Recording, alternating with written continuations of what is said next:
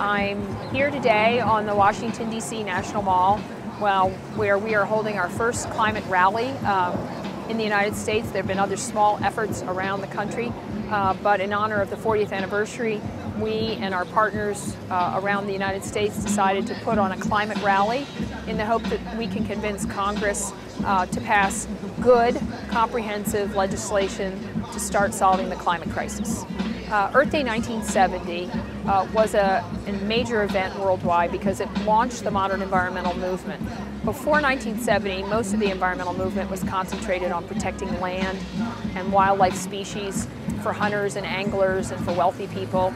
And in 1970, it became very, very obvious around the country that environmental degradation, the result of 150 years of industrialization, had become a major impediment not just to the economy, but to the health and welfare of our nation's children.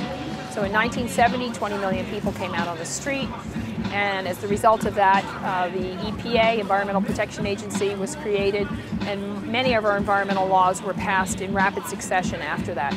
The environmental community enjoyed a honeymoon for quite a while with Congress and the various administrations, but things started to get tough in the 1980s. And now, in 2010, we are faced with probably the biggest climate challenge and environmental problem of all times, which is climate change.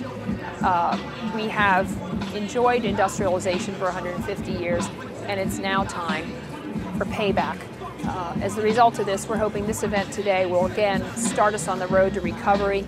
The United States has been a major holdout in protecting the environment, particularly with respect to climate change and other greenhouse gases, and we hope this administration will finally move in the right direction and start using their political capital to get climate legislation passed. We also, unfortunately, have a Congress that's not been willing or doesn't have the courage to move forward with climate, using a variety of excuses for why they can't do it. The economy tanking for a while, coal, which is a major problem in this country, and we have a president who comes from a coal state. All of these things have precluded everybody getting to one place at the table to help us solve climate change. Once we get over this hump and get it done, we'll start building a green economy, investing in a green economy, and the marketplace will jump right in because they know they can make a lot of money once this transition begins in earnest.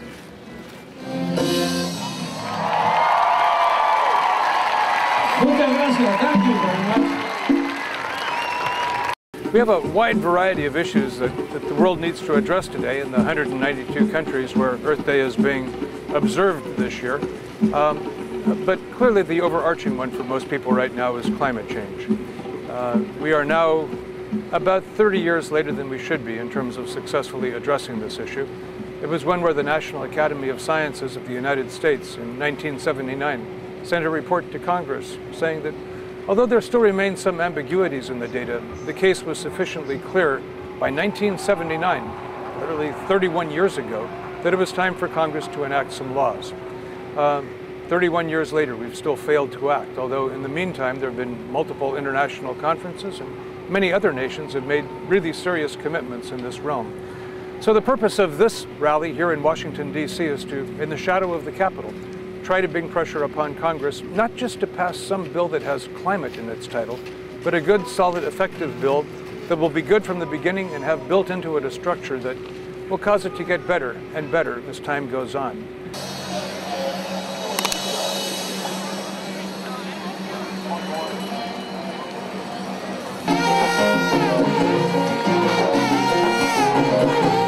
Nos sorprenda, corazón, donde